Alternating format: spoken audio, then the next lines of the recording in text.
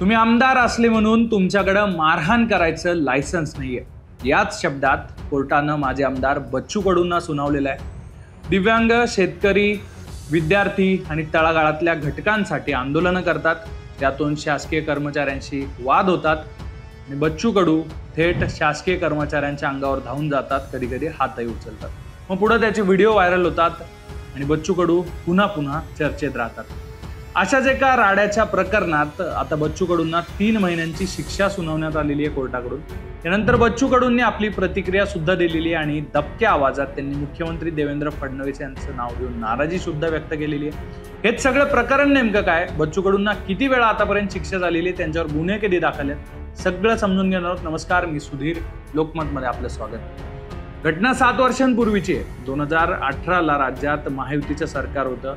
बच्चू कडू आमदार होते आणि स्पर्धा परीक्षांशी संबंधित एक प्रकरण त्यावेळेला राज्यात तापलेलं होतं. सरळ सेवा परीक्षा घेण्यासाठी महापरीक्षा पोर्टल या खासगी कंपनीला सरकारनं टेंडर दिलेलं होतं आणि मध्य प्रदेशच्या महाव्यापम घोटाळ्यात जी कंपनी ब्लॅकलिस्ट केलेली होती ती UST ग्लोबल कंपनी सुद्धा त्यात सहभागी होती. या ज्या सरळ सेवा परीक्षा घेतल्या गेल्या याच्याबद्दल अनेक प्रश्न उपस्थित केले गेले, अनेक गैरप्रकार झाल्याचे आरोप तेव्हा करण्यात आलेले होते आणि तो प्रकरण बच्चू कडूंनी ते हातात घेतलं आणि ते आक्रमक झाले.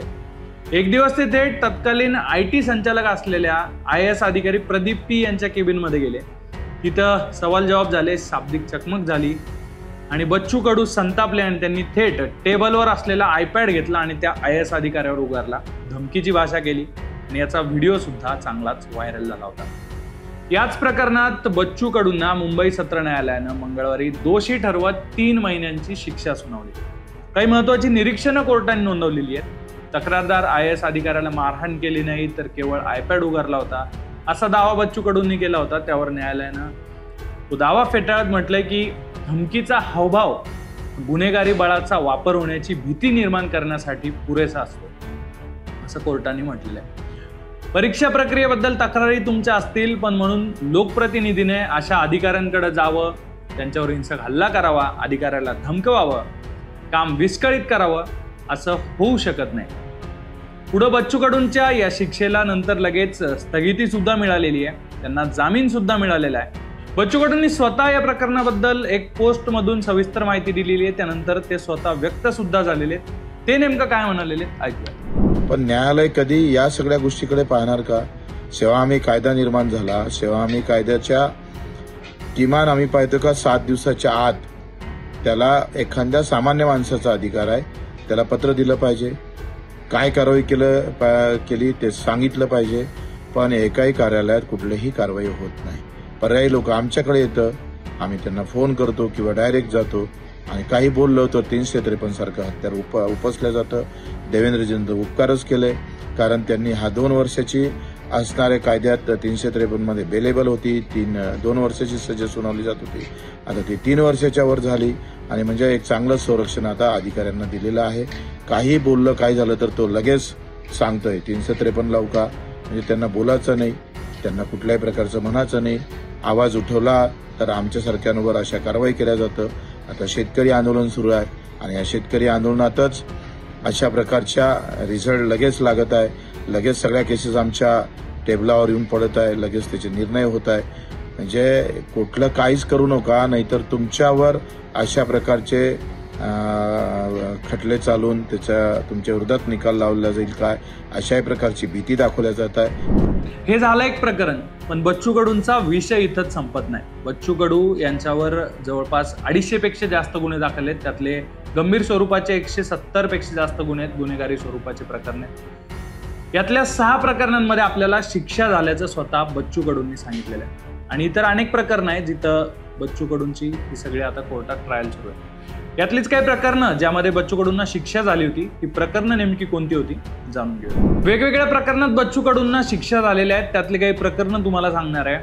त्यातलं फेब्रुवारी 2024 मध्ये बच्चू कडूंना एका प्रकरणात शिक्षा झाली होती. ते प्रकरण चांगलं चर्चेत होतं, कारण 2015ला एका शासकीय कामात अडथळा आणल्या प्रकरणाच्या गुन्ह्यात बच्चू कडूंना कोर्टानं दिवसभर कोर्टात बसून ठेवण्याची शिक्षा सुनावली होती. आणखी एका प्रकरणाची चर्चा होती. 2023 मध्ये बच्चू कडूंना 2 वर्षाची शिक्षा सुनावण्यात आलेली होती. प्रकरण नाशिकचं होतं. महानगरपालिकेत आंदोलन सुरू होतं. त्या आंदोलनात आयुक्त अभिषेक कृष्णा यांच्यावर बच्चू कडूंनी हात उगारला होता. 2014चं एक प्रकरण आहे जिथं एका पोलीस कर्मचाऱ्याला मारहाण केल्याचा आरोप बच्चू कडूंवर ठेवण्यात आलेला होता. त्यांना 6 महिन्यांची शिक्षा सुनावण्यात आली होती. पण नंतर पोलीस कर्मचारी ड्युटीवर असताना दारू प्यायल्याचं आढळलं आणि त्यांना कोर्टाने निर्दोष मुक्त केलं बच्चू कडूंना.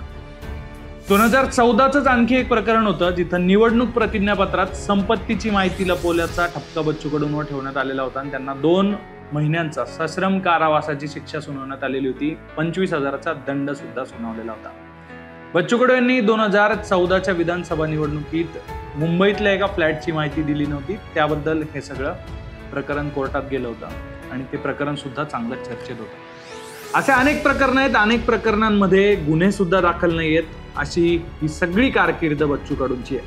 नेहमी ते चर्चेत असतात. गुवाहाटी दौऱ्यावरून टीका झाल्यानंतर बच्चू कडूंनी पश्चातापही व्यक्त केला होता. त्यानंतर ते आता पुन्हा सक्रिय झालेले आहेत, पुन्हा रस्त्यावर उतरलेले आहेत आणि आपल्या स्टाईलमध्ये ते पुन्हा कामाला सुद्धा लागलेले आहेत. पण कोर्टानं आजच्या या प्रकरणात जे निरीक्षण नोंदवलंय ते महत्वाचं आहे.